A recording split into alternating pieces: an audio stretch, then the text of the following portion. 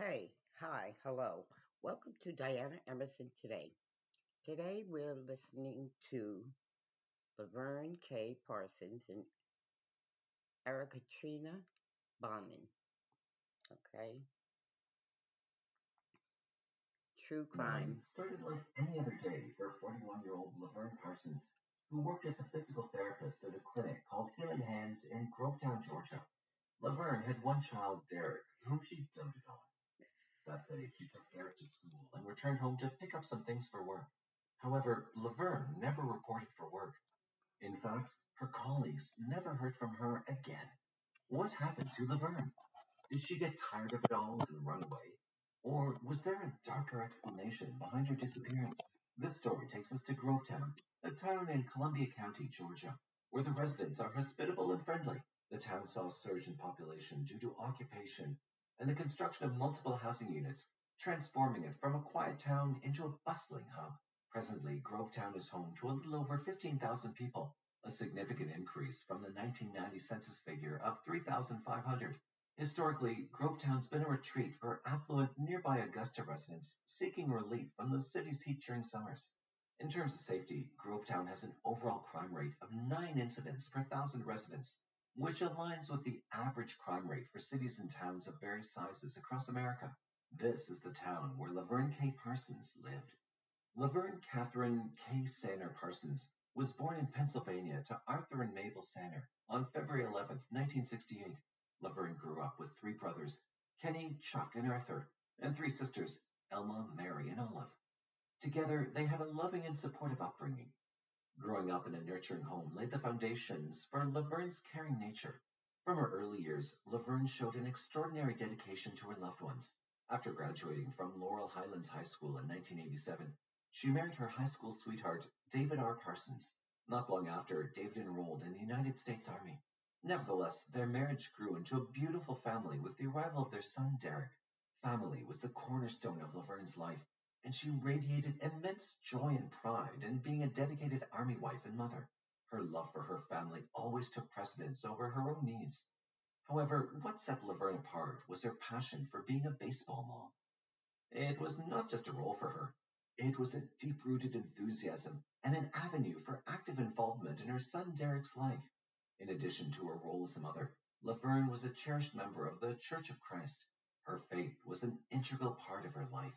This faith was a source of strength and comfort for her, allowing her to face life's challenges with resilience. In 2005, the Parsons family moved to Grovetown, Georgia, as David, now a retired military man, pursued a career as a contractor. Laverne continued her life in the new city, adapting seamlessly to her surroundings. She worked at Healing Hands Physical Therapy, a local physical therapy clinic, contributing her skills and compassion to her community. Laverne Parsons and her family lived at 229 Hot Springs and formed a close bond with their neighbors, the Sears family, that lived at 227 Hot Springs. Tennis matches were a regular activity between the two couples, and their sons often enjoyed playing sports like baseball together. Rebecca Sears and her husband Tony were parents to three sons. Additionally, Rebecca had two sons, 19-year-old Christopher and his elder brother Michael from a previous marriage. Rebecca also worked at Healing Hands Physical Therapy with Laverne, so naturally, they built a strong friendship that reflected on both families. Altogether, the families lived as a community. On March 25, 2009, at around 8:45 a.m., handyman Mitchell Cozart came to work at the Parsons home. When he didn't get a reply at the front door, he went to the back door. There, he saw broken glass and, believing there'd been a break-in, immediately called 911. Emergency 911. Yes, I'm over here at 229 Colorado Springs, and the back door was broken in, and I had to come over here and do some work, and I just walked around the back, had some talking to do, and the steps broke in. I mean, the back is flattered out, and everything. I get the police over here. Okay. I called the owner. She's not here. I don't think if she's gone. I mean, I hollered up in the door, and I did no response. Yeah, I don't want you to go in. All right, I'll get them over there, huh? Thank you. The Columbia County Sheriff's Department quickly arrived at the scene. The shattered glass at the back of the house was an immediate indication that something was wrong. Inside, they found evident signs of a break-in. The bedroom's mattress had been overturned, and all the drawers pulled out, with blood on the walls and floors. They began looking around to get more information. When they reached the garage, they saw Laverne in a pool of her own blood and a bloody claw hammer and baseball bat nearby. Laverne was badly beaten, with injuries all over her body. There were clear signs that she'd fought to defend herself. The detectives checked her pulse and discovered that she had a faint heartbeat, and they quickly rushed her to the hospital. Unfortunately, she was pronounced dead the next day. The policeman discovered Laverne had been beaten almost to death by a claw hammer in her living room. The blood trail suggested she fled from her assailant into the garage, where she was ultimately murdered. At the time of the attack, Laverne's husband David was in California on a business trip. When he received the devastating news, he immediately flew back, only to face the heartbreaking decision to take his beloved wife off life support, her injuries proving too extreme. The initial assessment by authorities pointed towards a burglary gone wrong, with Laverne accidentally stumbling upon the intruder. Valuables, including a gold necklace and a watch, were missing from the house. Surprisingly, their neighbor, the Sears, reported a burglary at their home that same day. Their door's glass had been shattered, mirroring the events at the Parsons residence. Thankfully, no one was home during the intrusion, so nobody was harmed, but the interior of the house was ransacked. When the police went to investigate, they found a drop of blood found on the back door. Among those deeply affected by these events was Rebecca Sears, Laverne's friend, neighbor, and colleague. Upon discovering the break-in at her own home and the vicious assault on Laverne, she was understandably worried and upset. Naturally, the police questioned the handyman, Mitchell Cozart, who discovered the break-in. In his statement, Mitchell told the police that he'd noticed a young boy from the neighborhood sitting on a rock across the street from the two houses. Following his description, the boy was later identified as Michael Bowers, the older son of Rebecca Sears. Recognizing the potential significance of this observation, the police initiated an inquiry into Michael's involvement. They searched him and requested to inspect the soles of his shoes, and upon examination, they discovered a shard of glass stuck there. The discovery suggested that Michael was either the killer or he was in the vicinity even before the handyman came. Just as the police were preparing to bring him in and possibly search his house, they got another call. Approximately 36 hours after Laverne's tragic murder, her neighbor, Rebecca Sears, made a distressing call to 911 while she was working at Healing Hands Physical Therapy. Just the 911. Somebody came out from behind the trees and he shot me. Do you know where he did it? On my leg. What's the name of the office? It's Healing Hands Physical Therapy. What's the name? Becky Sears. She reported that a man had entered her workplace and shot her in the leg.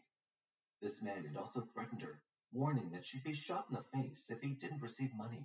Now the detectives had a new suspect, so they made him a priority and directed all their focus from Michael to this shooter.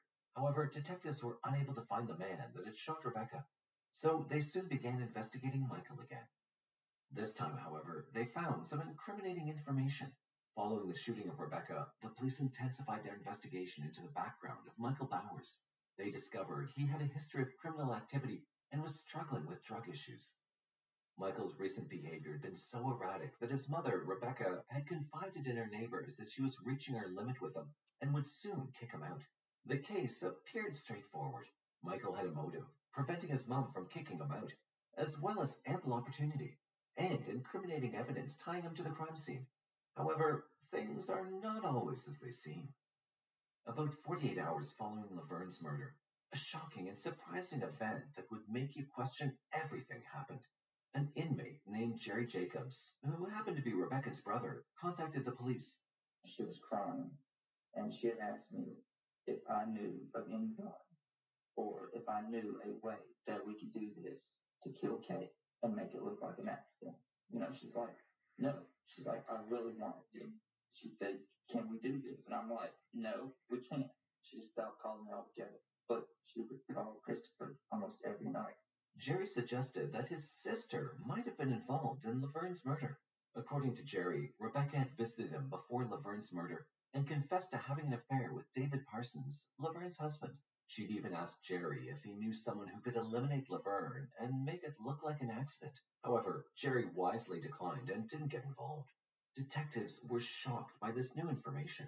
The disclosure raised suspicions about David Parsons, who was unaware that his affair had been revealed. On March 27, 2009, detectives interviewed David. Rick and I started talking, and And then I started to see stuff. We talked about being together again. I didn't want to take Kay out of the equation for that. Talked for a while about what was going on and got involved. You're not going to do your son any good by withholding any information going to prison. What? There's some kind of involvement in this? No way. If there's that. Check everything you want to check, everybody you want to check. Never once did there be any kind of insinuation. Not even insinuating, I would ever want anything like that. So that's the some part of life and no one can take care of it. That's one. She never did anything wrong to anybody. I mean, one stupid thing. You know, it's like my son. He readily admitted to having an affair with Rebecca, which began the previous summer. According to David, Rebecca had initiated the affair, citing that her poor performance in tennis was because she was distracted by him. They started exchanging messages and calls, and Rebecca even provided David with a separate cell phone. They met for intimate encounters at their respective homes, and it became clear that Rebecca had become fixated on David. Ultimately, Rebecca decided to confess the affair to her husband, Tony. David, recognizing the breach of boundaries, ended the affair. He noted that Rebecca did not take the breakup well. After obtaining David's phone records, investigators confronted him about his conversation with Rebecca the night before the murder, during which they professed their love for each other and had phone sex. Despite this, David vehemently denied any involvement in his wife's murder. He expressed complete surprise and stated that he had no idea that Rebecca could be capable of such a horrible act. David was eventually cleared as the suspect in the case. David also revealed that Rebecca's other son, Christopher, was aware of the affair. She had confided in him about both the affair and the issues in her marriage to Tony. Jerry, Rebecca's brother who was in prison, also provided additional information to authorities. He told them that Rebecca and Christopher had an intriguing mother-son relationship and would often have nightly conversations about various matters. Following this new information, Michael Bowers was ruled out as a suspect, and the police shifted their focus to Christopher. He appeared willing to go to great lengths to please Rebecca, who rewarded him with money and cars in exchange for various tasks. Additionally, Rebecca supplied Christopher with drugs like oxycodone, OxyContin, and Xanax, which notably affected his behavior. After a few hours, the police brought in Christopher and Rebecca for questioning. During questioning, Christopher was very uncooperative and immediately asked for a lawyer. I want to speak to a lawyer right now. Meanwhile, Rebecca confessed to manipulating Christopher into committing the crime. According to Rebecca, a few hours before the murder, she picked up Christopher from his house and brought him to hers.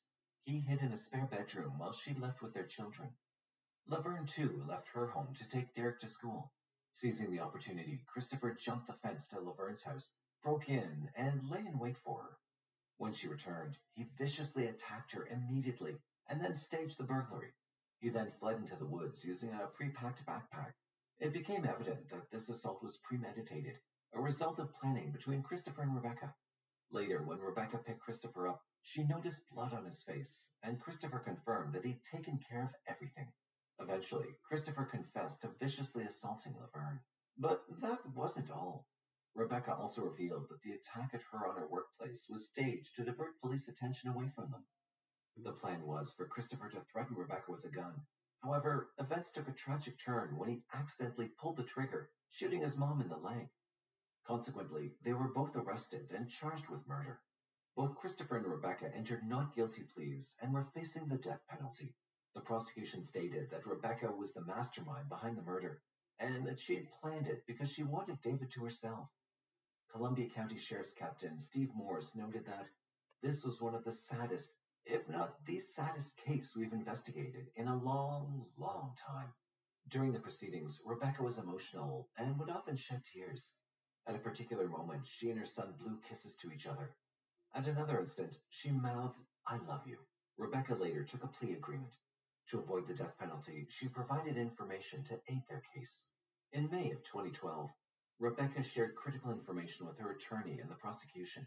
She disclosed the location of the bloody clothing worn by Christopher during the crime. The clothing was hidden in her mother's attic. This clothing held DNA evidence linking both Christopher and Laverne to the crime scene. Faced with this evidence, Christopher changed his plea to guilty for the murder. Eventually, Rebecca Sears pleaded guilty to murder, armed robbery, and burglary in May of 2012. Subsequently, the death penalty was removed as an option for both of them. Superior Court Judge Cheryl B. Jolly sentenced both mother and son to life sentences without the possibility of parole for Laverne's murder, alongside a life sentence for armed robbery and an additional 20 years for burglary, all to be served consecutively. According to prison records, Rebecca is currently incarcerated at the Lee Arrendale State Prison in Alto, Georgia. Laverne Parsons was laid to rest at the Sylvian Heights Cemetery in Pennsylvania. Her husband, David, made no comments after Rebecca and her son were convicted. For Tony Sears, Rebecca's husband, the whole ordeal has been an unending nightmare, a whirlwind that has shattered his family's life. It's tough, real tough. All of us miss her so much. My whole world's changed, Tony shared. It's terrible. I can't even think about it. I don't even know what to think about it, he continued. On a personal level, Tony doubted Christopher's involvement. Personally, I couldn't see him doing something like that, he affirmed. Renee Alexander, Rebecca's sister, had been a constant presence at the Nashville home, providing support to Tony and his sons. Renee also helped finance his sister and nephew's defense. When asked if she had any doubts about Rebecca's innocence, Renee firmly stated, "No doubts whatsoever. I know my sister and I know my nephew. I know the things that they're capable of, and this is not one of them." Regarding the prosecution's claim of an affair, Tony Sears chose not to delve into that topic. "I'd rather not talk about that," he replied. So there you have it, the twisted story of Laverne Parsons, which reveals how even the most straightforward cases can have the most stunning twists.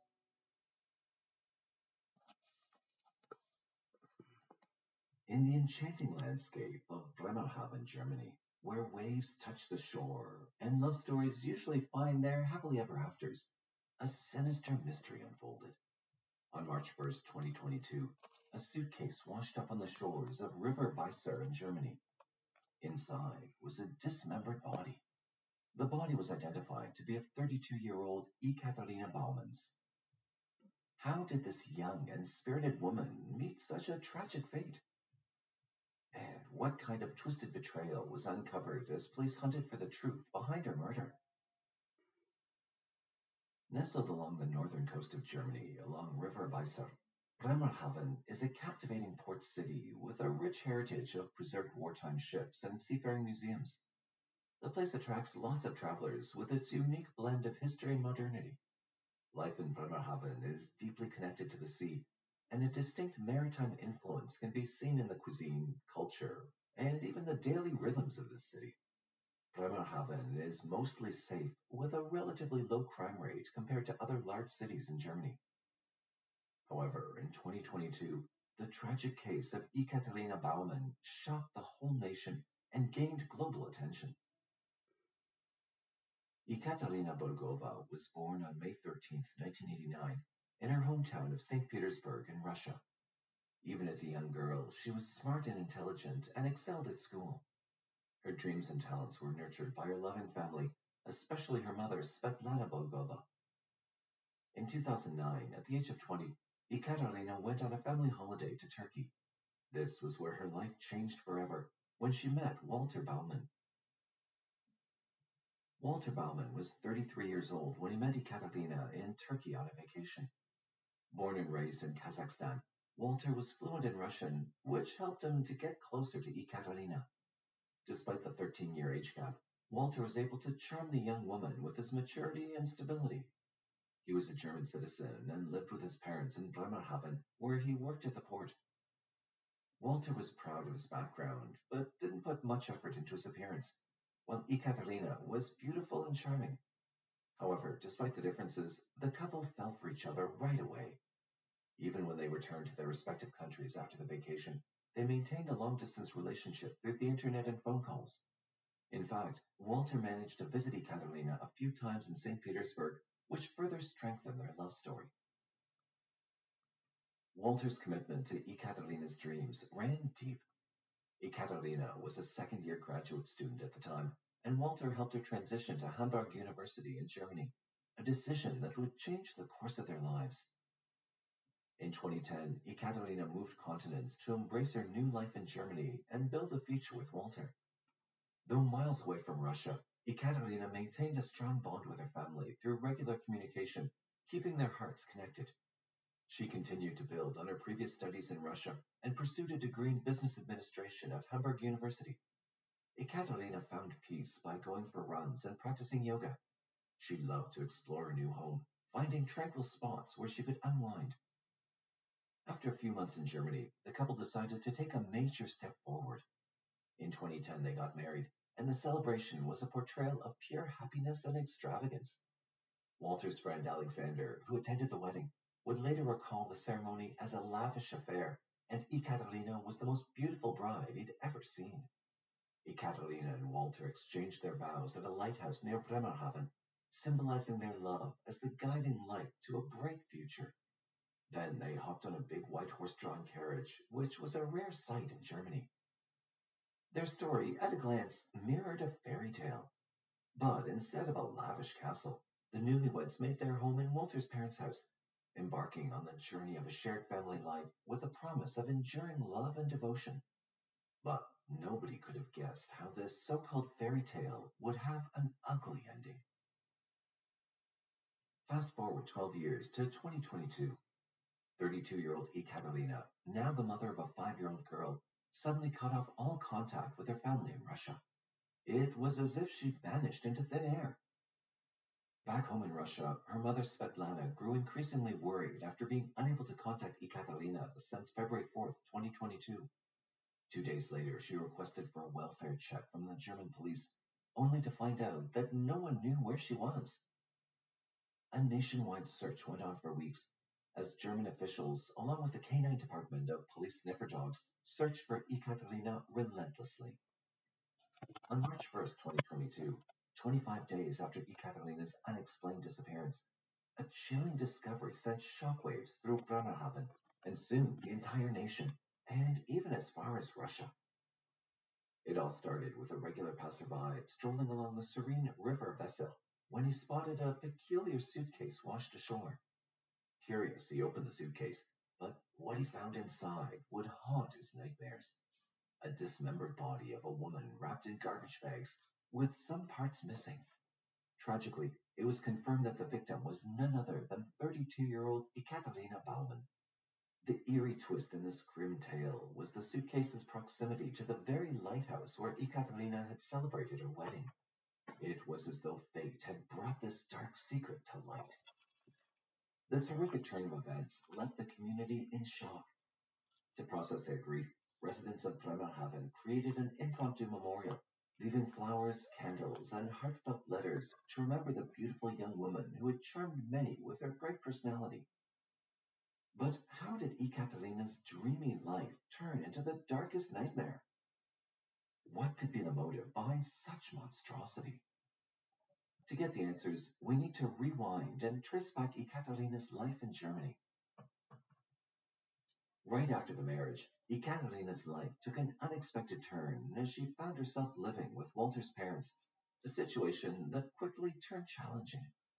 Despite her attempts to be a dutiful daughter-in-law, Ekaterina's relationship with Walter's mother, Ludmila, grew strained. Walter, working at the port, earned a decent income of 4,000 euros monthly. However, his relentless work schedule even included weekends and holidays. He hoarded his earnings and was hesitant to spend. In 2017, when Ekaterina became pregnant, he finally decided to use his savings and purchase a new house to move away from his parents. But the change in residence did little to mend the growing strain. Walter's mother, Ludmila, was very close to the couple and had significant influence in their lives. Ludmila worked at the Marine Institute in Bremerhaven. As a working mother, Ludmila always had the guilt of leaving her only child behind and not spending enough time at home. This led her to overcompensate and love Walter even more. He was Ludmila's biggest priority. Thus, Ekaterina, as a daughter-in-law, had great expectations to meet, as she was the wife of her only child. Shortly after moving to their new home in 2017, Ekaterina gave birth to their daughter, Victoria. But as their family grew, Walter's behavior towards Ekaterina changed completely. His daughter was his only priority, and he started being controlling and even harsh on Ekaterina. He wouldn't allow her to drive a car or even speak to their daughter in her native language, Russian. These changes confused Ekaterina. She'd hoped for a happy family of 3, never imagining Walter's deepening control and resentment. It soon became impossible to even predict his reactions. His temper flared over the slightest issues, sometimes escalating to physical attacks. In late 2019, authorities in Bremerhaven had to intervene due to an incident of violence, but the case was closed when the couple claimed reconciliation. Nonetheless, their relationship continued to deteriorate, marked by bitter arguments in front of their child. Accusations flew, with Ekaterina labeled an unfit mother and Walter perceived as a workaholic with waning interest. Walter began to secretly record their disputes, going so far as to attempt hacking Ekaterina's phone. Meanwhile, Ludmila's toxic and unwelcome presence continued to loom over their marriage. The constant stress and fear became unbearable for Ekaterina. She was desperate to break free from this nightmare and reclaim her life. After years of being judged and mistreated, Ekaterina finally decided to take a step. In 2020, Ekaterina left Walter, but returned when he promised to change. For the sake of their daughter, Ekaterina gave him one last chance. But his transformation was superficial, marked by gifts and family outings. Walter exhibited an alarming degree of control over their daughter, rarely allowing her out of his sight. He even reduced his work hours to spend more time with her. He harbored a deep fear of Ekaterina returning to Russia with their child. The situation deteriorated as Ekaterina discovered her documents had been hidden by Walter. After a heated argument, she sought police intervention, and Child Protective Services got involved. In August 2021, fearing for her life, Ekaterina turned to a women's crisis shelter, sparking a custody dispute. Can you imagine being in Ekaterina's position, facing these challenges while trying to ensure your child's safety? Given the severity of the situation, social services considered placing 5-year-old Victoria in foster care under the Youth Affairs Services. Ekaterina agreed, but Walter and his mother objected fiercely. Finally, a shared custody arrangement was worked out, with Victoria alternating between living with her father and staying at the women's shelter with her mother. Due to accommodation issues at the shelter, Ekaterina had to come back home for a few days to care for her daughter. But her desire to return to Russia intensified as days passed. Ekaterina had a new reason to want to move to Russia. She'd met a Russian pilot online and communicated with him daily, seeking his help. She felt bolstered by his support and affection. She even met him in St. Petersburg in January 2022 when visiting her family. But 2 weeks after returning to Germany on February 4th, 2022, all of Ekaterina's communications abruptly stopped, leaving her family and new lover in the dark. In the weeks after Ekaterina was reported missing and before the suitcase was found, Walter's baffling behavior grabbed the attention of investigators. 45-year-old Walter seemed unfazed and unconcerned that his wife was missing. While worried citizens distributed flyers throughout the city looking for Ekaterina, her husband was busy deep cleaning his house and completing renovations. The surveillance footage from their home at the time of Ekaterina's disappearance had mysteriously vanished. Walter seemed utterly focused on gaining sole guardianship of their daughter, raising suspicion. The relentless search for Ekaterina continued, but Walter remained aloof. He claimed that Ekaterina had left by her own choice, but it seemed unlikely that a young mother would abandon her child and vanish without a trace in a foreign land. An interview with Ekaterina's mother, Svetlana, lent further weight to suspicions. Svetlana revealed details of the troubled marriage marked by isolation, control, document confiscation, and violence. She even claimed emphatically that she feared for her daughter's safety. The discovery of the suitcase was fortunate for the investigation, preventing Ekaterina's remains from being lost in the North Sea. But at the same time, it was devastating for Ekaterina's parents in Russia, shattering hopes of a happy resolution. Forensic examination revealed that Ekaterina had died due to strangulation. Time of death was deemed to be around the same time she disappeared, on February 4th, 2022. Her stomach contents showed traces of sedatives and alcohol, and indicated she was killed a couple of hours after dinner. The use of a sharp tool, like a saw, was suspected in her body's dismemberment. Walter Bauman became the primary and sole suspect in Ekaterina's murder following Svetlana's revelations. As police thoroughly searched the family home, significant evidence emerged. They found single-use gloves, foil, adhesive tapes, large quantities of garbage bags, and cleaning liquids. Canisters containing acetic acid solvents and bleach, suitcase keys, and Ekaterina's pink scarf were found in the garage. A bottle of the same sedative that was found in Ekaterina's stomach was found at the Bauman residence. More importantly, blood traces were discovered in various locations, including the garage, which Walter had attempted to clean. Blood was found under shelves, on the floor, on the stairs, and in carpet seams. Even Walter's car had traces of blood, despite extensive cleaning.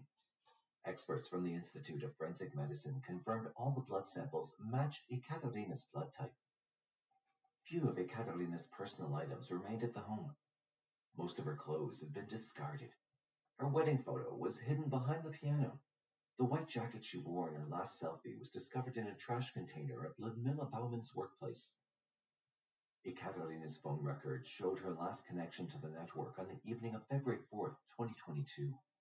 She made a video call to her new love interest at 8:25 p.m. and appeared in good spirits, promising to call again after putting her child to bed. However, she never made that promised call. That fateful evening, the family had dinner together, including tuna, halibut, mashed potatoes, and olives, with Ekaterina drinking 1 glass of wine. This matched the autopsy report of stomach contents of Ekaterina's final meal. Walter's actions on the morning of February 5th, 2022 also raised suspicion. He was seen briefly opening his car at 7:22 a.m. that morning, followed by the car leaving at 10:20 a.m. and returning at 4:49 p.m. Police tracked his actions with the help of CCTV footage. 3 days after her disappearance, Walter had called Ekaterina's phone, likely to establish an alibi. He sent messages asking her whereabouts. Unusually, communication between Walter and his mother Ludmila had ceased after February 4th. In mid-February, Walter had his car extensively cleaned at an auto service. All circumstantial evidence and motives directly pointed at Walter, and police believed they had a watertight case against him. However, during the trial, more cryptic details and twists came to the surface. Walter Bauman was arrested on March 2nd, 2022, right after Ekaterina's body was found on March 1st.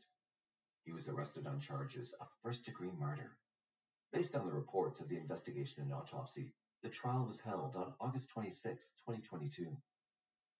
The prosecutor alleged that Walter had drugged his wife's drink with sedatives and strangled her while she slept. Walter had premeditated plans for disposing of her body. The motive, as suggested by the prosecution, included his fear of losing custody of their daughter in a divorce and financial concerns around child support payments. Walter's phone and computer, which were confiscated by the police, revealed crucial information. Between December 2021 and February 2022, Walter had made a series of troubling internet searches, including inquiries about evading punishment for murder, the use of acid to dissolve flesh, and methods to read others' WhatsApp chats. These searches, totaling around 500, strongly indicated premeditation. On the day Ekaterina disappeared, Walter had made not one, but 2 online searches for electric shockers. Forensic experts discovered evidence of electrocution on Ekaterina's body, suggesting that Walter had used the shocker to check if she was alive or not. In court, Walter wore his wedding ring and declared himself a widower.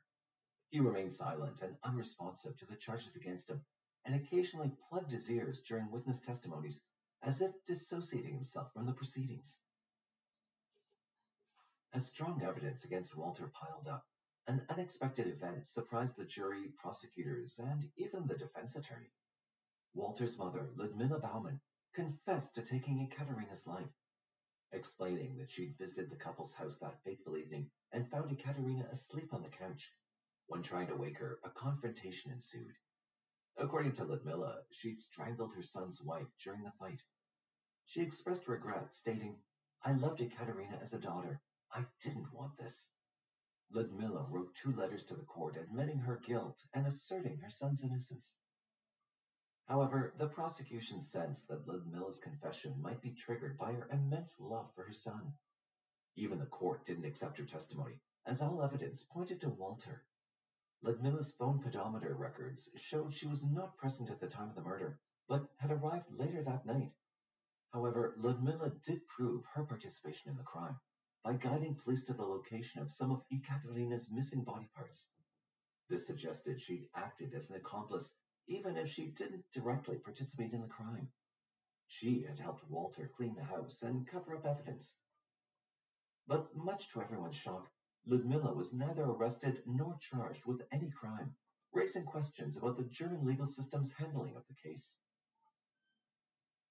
In one of his final court appearances, Walter finally broke his silence and read aloud his written notes, reflecting on his life in Kazakhstan and his love for Ekaterina. His primary message was, "I always loved Ekaterina and our daughter, but her emotional burnout and psychological struggles caused many disputes." Walter shifted blame to his mother, accusing her of betrayal and manipulation. He appealed to the judge, pleading that his daughter had already lost her mother, and she must not lose her father too. On May 23, 2023, Walter Baumann received a life sentence, with German law allowing the possibility of parole after 15 years. The case of Ludmila Baumann remains open, leaving the possibility that she may be charged as an accomplice, although no such charges have been filed so far. Ekaterina's ashes were laid to rest in her hometown of St. Petersburg. Her daughter, Victoria, who was just 6 years old at the time of the verdict, is growing up in foster care in Germany. Ekaterina's mother, Svetlana Bulgova, is still fighting for her granddaughter's custody, but as per German laws, she's not allowed to even contact her through phone calls. Adding to Svetlana's despair, the Russia-Ukrainian war has made it difficult for her to get a visa for Europe. But she continues to fight for her rights to meet her grandchild even amid hopelessness.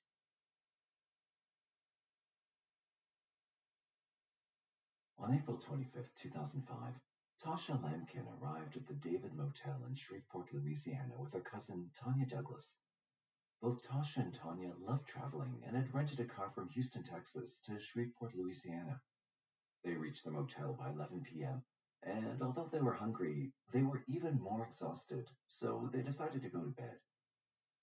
But by 3 a.m., Tasha couldn't bear the hunger anymore and set out to find something to eat. Tragically, she never made it back to the room. What happened to Tasha? Did she get lost in a new city? Or was there a more disturbing reason behind her disappearance? Today's story takes us to 2005 Houston. It's the fourth most populous city in the United States, trailing behind New York City, Los Angeles, and Chicago. As of 2022, Houston boasted a population of approximately 2.3 million residents. The city is the most diverse metropolitan area in Texas and is often characterized as the most racially and ethnically diverse major city in the United States. Houston is also home to many cultural institutions and exhibits that collectively draw over 7 million visitors annually to what's known as the Museum District. In 2005, Texas reported a crime rate of 4,857.1 crimes per 100,000 population. This marked a 3.5% decrease from the previous year, based on the 2005 Texas population of approximately 22 million. This is the city where Tasha Lamkin grew up. Tasha Marie Lamkin was born in Houston, Texas on January 23, 1975, to Betty Lamkin. She was a remarkable soul with a unique path in life. Growing up, Tasha's family faced financial challenges, but she possessed an innate talent and a desire for creativity. She taught herself how to sew, a skill that would become a defining part of her identity.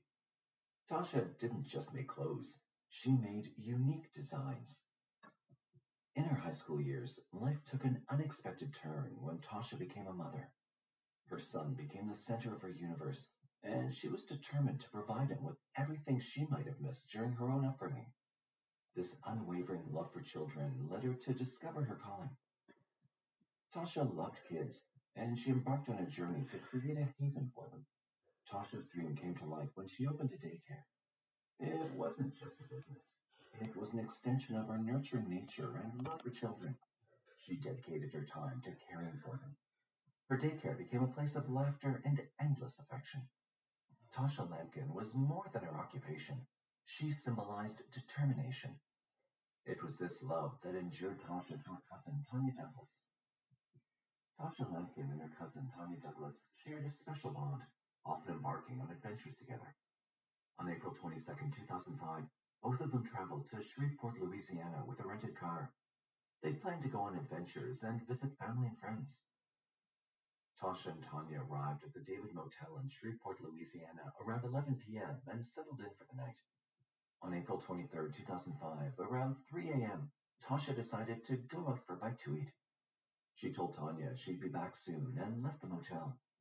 She drove to a nearby diner, hoping to find something to eat. Little did she know that this seemingly ordinary trip would mark a tragic turn in her life. Tasha left the motel, and sadly, she was never seen alive again. Around 6 a.m. on April 23, 2005, Chief Harry L. Lowry of Caddo Parish Fire District 2 responded to a call about a burning car on Coon Road. Firefighters soon reached the scene and battled the flames until they were extinguished. However, in the trunk of the car, they discovered a badly burned body lying on its right side with its head facing towards the driver's compartment. The intense heat had left the body unrecognizable. Following the disturbing scene, the police searched the area and found some disturbing clues. There were shell casings from a .380 semi-automatic handgun on the ground. The license plate had dropped from the car and lay on the ground. Fortunately, it was still readable, allowing the police to trace the car's origins. It was a rental car from Houston. Quickly, the police contacted the rental car company, seeking any information that might shed light on this tragic event. A woman at the company informed them that Tasha and her cousin had rented the car for a journey to Shreveport.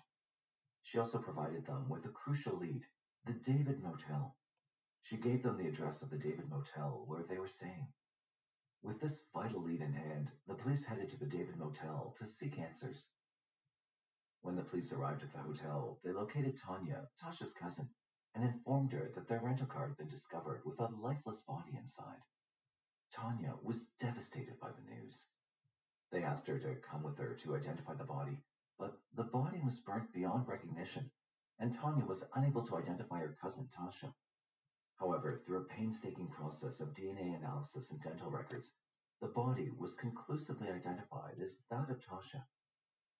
This confirmation of her identity only deepened the sorrow the family was already feeling. The autopsy report showed that Tasha had smoke in her lungs, which meant that she was still alive when the car was set on fire. The circumstances surrounding her untimely demise raised disturbing questions, and investigators were determined to uncover the truth behind this terrible event. Tanya Douglas gave the police their first lead. She told them that there is a man that Tanya Lampkin talked to every time they came to Shreveport. The man had not been honest. He had a secret family that he hid from Tasha. He lived with a woman and had a child with her. The police wasted no time in interviewing this man. He confessed that he and Tasha were friends. He also confessed that he had a girlfriend and a child. He claimed that he was at home with his girlfriend and child when Tasha was murdered. His girlfriend confirmed his story, and he was cleared as a suspect. The police went back to the motel to speak to the employees who worked the night shift. The motel had security cameras that pointed at the parking lot. The cameras showed Tasha's car leaving and coming back to the motel parking lot, followed by a red car. A photograph of this red car was shared with the public through the media. A concerned woman, Mrs. Stafford, reached out to the police, certain that the car in question belonged to her daughter, Laquetta Stafford. She'd recognized specific damage on the vehicle. The car was subsequently traced to a local apartment complex. The car's owner explained to the police that she'd spent the night with a friend. While with her friends, she'd allowed her friend's brother, Dwight Bacon, temporary use of her car. However, Dwight had exceeded the agreed-upon time frame for returning the vehicle. Investigators were optimistic about this clue and quickly set out to find as much information as possible about Dwight Bacon and whether or not he was responsible for the horrible crime they witnessed. Detectives successfully located Dwight and wasted no time in bringing him to the station. There, they presented him with the compelling surveillance footage of the red car tailing Tasha. In a predictable move, Dwight denied any involvement with the motel or knowledge of Tasha. He stuck to his story, claiming to have been alone in the car all night. However, the police remained convinced that there was more to the story. Fortunately, Dwight's family cooperated with investigators and presented a crucial lead. They informed the detectives that Dwight had connections with a man named Brandon Davis, a man with a violent criminal record. This revelation heightened the police's suspicions further. Despite repeated denials of involvement in Tasha's tragic fate, detectives decided to take a more aggressive approach. They formed a task force to locate Brandon Davis. After 5 hours, they successfully apprehended him and brought him in for questioning. Brandon, much like Dwight, refused to cooperate and vehemently denied any wrongdoing in Tasha's case. The detectives didn't believe him. Determined to unearth the truth, they secured search warrants for both Brandon and Dwight's apartments. In Dwight's residence, a crucial discovery was made. A .380 semi-automatic was hidden in his closet. This firearm was promptly sent to the crime lab for analysis. The gun positively matched the one responsible for firing the shell casings discovered at the crime scene. Eventually, under the pressure of mounting evidence, Dwight cracked. He admitted to abducting Tasha from the motel. Dwight and Brandon wanted to steal a car that night. Unfortunately, they chose Tasha as their victim. Dwight said that Brandon pointed a gun at Tasha. They made her get in the rental car and drove both cars from the motel. They also assaulted Tasha and robbed her at gunpoint. To cover their tracks, Brandon decided to set the car on fire. He fired shots into the car's fuel tank to intensify the fire. Throughout the ordeal, Tasha pleaded for her life, but her pleas fell on deaf ears. Abandoning her in the rental car, they fled in the red vehicle, leaving Tasha in the fire. When confronted with the damning evidence, Brandon told the police to take him to jail. With overwhelming evidence and both men's admissions, they were charged with murder. On April 22, 2008, the murder trials of Brandon Davis and Dwight Bacon began in Caddo Parish, Louisiana, after an extensive jury selection process lasting over a week. Dwight and Brandon faced separate trials. Dwight Bacon opted for a plea deal to avoid the death penalty. He admitted guilt for second-degree murder in exchange for the removal of the death penalty as a sentencing option. Consequently, he was sentenced to life imprisonment. In contrast, when Brandon stood trial, he pleaded not guilty to the charges. The prosecution then called on ex-convict Jared Ardoin, who had been incarcerated with Brandon for 8 months. Ardoin testified that Brandon had shared details of the murder with him, providing a disturbing account for the court to hear. Unsurprisingly, Brandon was found guilty of first-degree murder. Although the jury couldn't reach an agreement on the death penalty, Brandon received a life sentence without the possibility of parole in 2008. However, he appealed his sentence, and the appeal was heard by Judges Pietros, Drew, and Moore of the Louisiana Appellate Court. Michael H. Idoyaga of the Louisiana Appellate Project represented Brandon, while Charles Rex Scott II, the district attorney, along with Suzanne Morlock Owen, William Edwards, and Dew Thompson, the assistant district attorneys, represented the state as the prosecutors.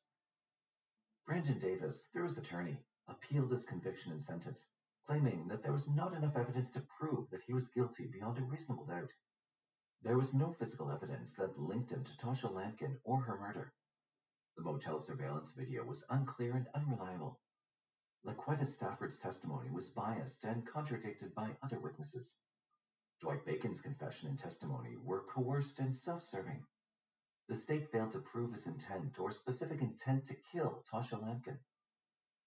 The appellate court reviewed Davis's arguments and rejected them all. The court affirmed his conviction and sentence. The court concluded that Davis was a principal to the murder of Tasha Lampkin and that he acted together with Dwight Bacon to commit the crime. The court found no error or abuse of discretion in the trial court's decisions or the jury's verdict. Currently, Dwight Bacon is serving a sentence in the Louisiana State Penitentiary, where Brandon Davis is also incarcerated for life. Tasha Lampkin was buried in Houston Memorial Gardens in Texas. Detective Richardson hoped that the national attention garnered by the story would raise awareness about predators who actively seek opportunities to disrupt and harm people's lives. In the meantime, Betty Lampkin, Tasha's mother, became the guardian of Tasha's son, who was just 11 years old at the time of Tasha's tragic murder. Tasha's story serves as a reminder to always be aware of our surroundings. No matter how senseless and violent the crime may be, justice is possible. Tasha's kind and generous spirit touched many lives and lives on in the hearts of all who loved her.